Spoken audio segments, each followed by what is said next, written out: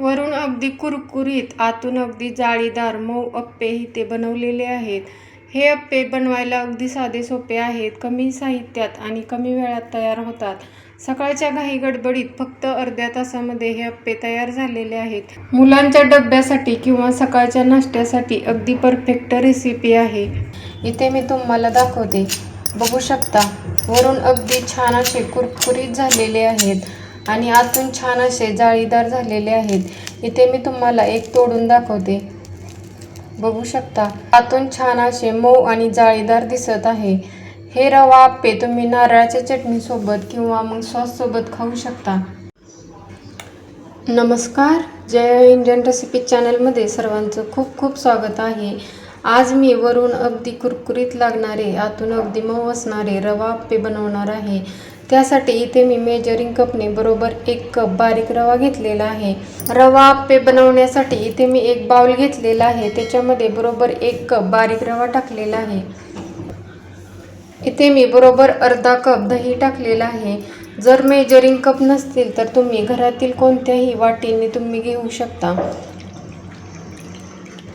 आता बरोबर त्याच कपाने अर्धा कप पाणी ओतलेलं आहे.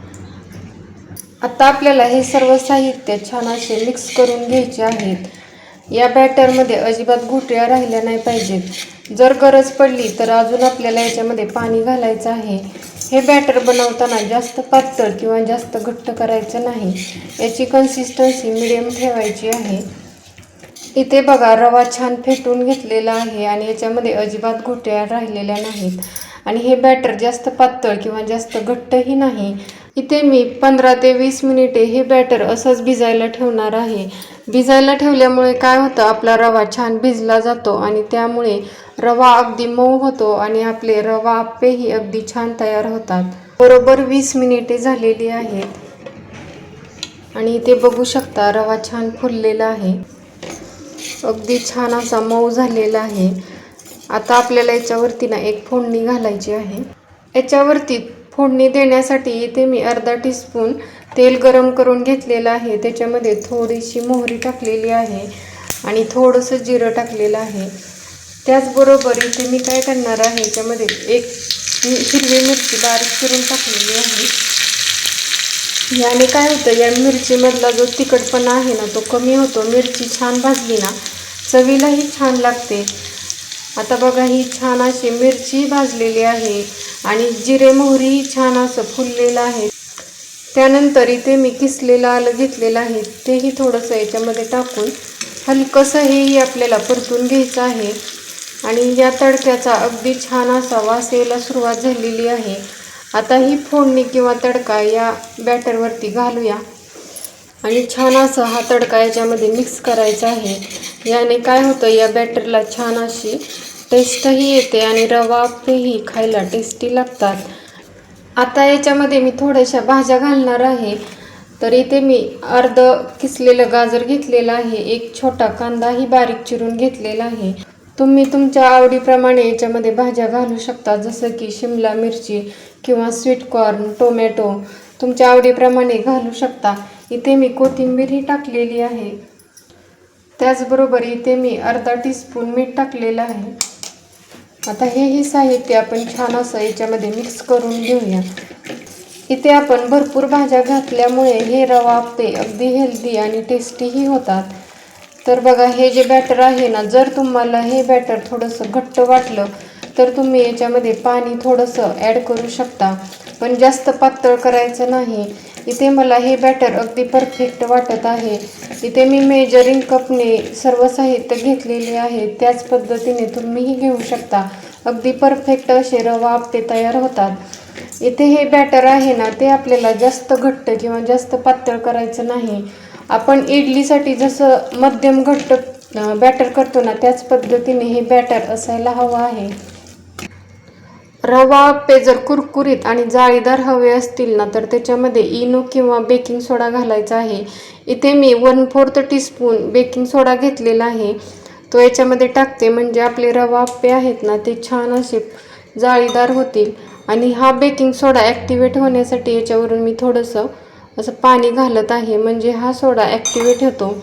आणि लगेच आपल्याला हा सोडा व्यवस्थित या बॅटरमध्ये मिक्स करून घ्यायचा आहे। एकदा का हा सोडा टाकला की जास्त वेळेला हलवत बसायची गरज नाही।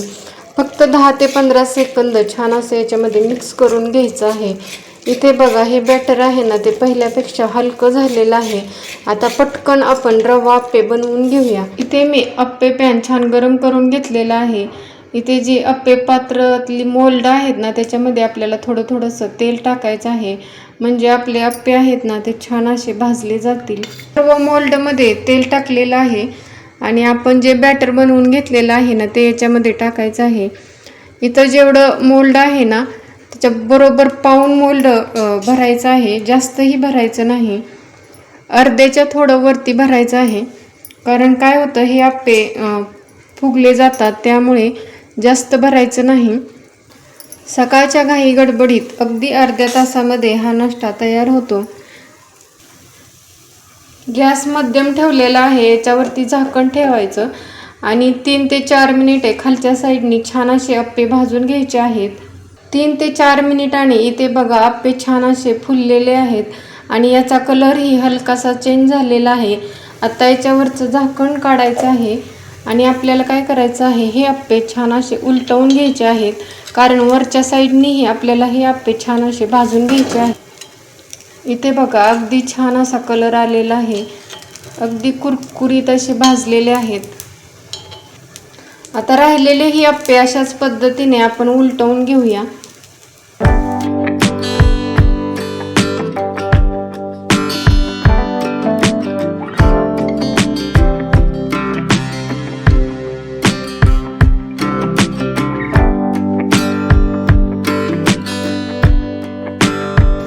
सर्व अप्पे छान असे उलटवून झालेले आहेत।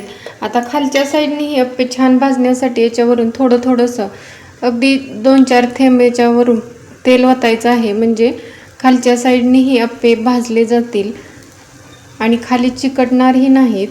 आणखी 3 ते 4 मिनिटे खालच्या साईडनी भाजून घ्यायचे आहेत। 3 ते 4 मिनिटे झालेली आहेत। आता बघूया खालच्या साईडनी व्यवस्थित भाजले आहेत का। इथे बघा अगदी छान असे खालच्या साईडनीही भाजलेले आहेत। आता आपल्याला सर्व अप्पे काढून घ्यायचे आहेत आणि राहिलेलेही अप्पे मी अशाच पद्धतीने बनवून घेणार आहे। इथे बघू शकता अगदी छान असा याचा गोल्डन कलर आलेला आहे। इथे बघा दुसरी बॅच ही छान अशी भाजलेली आहे। दोन्ही साईडनी अप्पे छान गोल्डन होईपर्यंत भाजलेले आहेत। आता हेही अप्पे मी काढून घेते। व्हिडिओमध्ये अगदी अचूक प्रमाण आणि अचूक कृती दाखवलेली आहे, त्यामुळे तुम्हीही अगदी पहिल्या प्रयत्नातही असे हे रवा अप्पे नक्की बनवाल। सर्व अप्पे तयार करून झालेले आहेत आणि इथे बघू शकता अगदी सुंदर दिसत आहेत। वरून अगदी क्रिस्पी झालेले आहेत आणि दोन्ही साईडनी अगदी व्यवस्थित गोल्डन किंवा सोनेरी कलर येईपर्यंत भाजलेले आहेत। इथे मी तुम्हाला दाखवते, बघू शकता वरून अगदी छान असे कुरकुरीत झालेले आहेत आणि आतून छान असे जाळीदार झालेले आहेत। इथे मी तुम्हाला एक तोडून दाखवते, बघू शकता आतून छान असे मऊ आणि जाळीदार दिसत आहे। हे रवा अप्पे तुम्ही नारळाच्या चटणीसोबत किंवा मग सॉससोबत खाऊ शकता। इथे मी जेवढं प्रमाण घेतलं होतं ना त्याच्यामध्ये बरोबर 18 अप्पे तयार झालेले आहेत।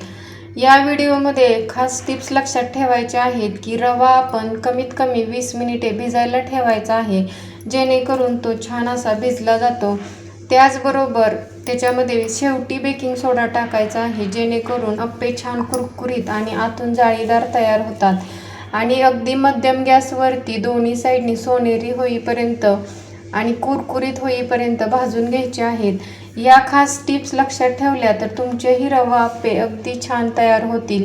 इथे मी हे रवा अप्पे या सॉस बरोबर सर्व करत आहे। मस्त असे आपले अप्पे दिसत आहे। तुम्हाला ही रेसिपी आवडली तर नक्की लाईक करा, शेअर करा। चॅनलवरती नवीन असाल तर प्लीज चॅनलला सबस्क्राईब करा। त्याच्या शेजारी जे बेल आयकॉन आहे तेही प्रेस करा, म्हणजे नवीन व्हिडिओचं नोटिफिकेशन भेटेल। व्हिडिओ शेवटपर्यंत पाहिल्याबद्दल खूप खूप धन्यवाद। पुन्हा भेटूया अशाच नवीन रेसिपी बरोबर। तोपर्यंत मस्त खा, हेल्दी रहा। नमस्कार।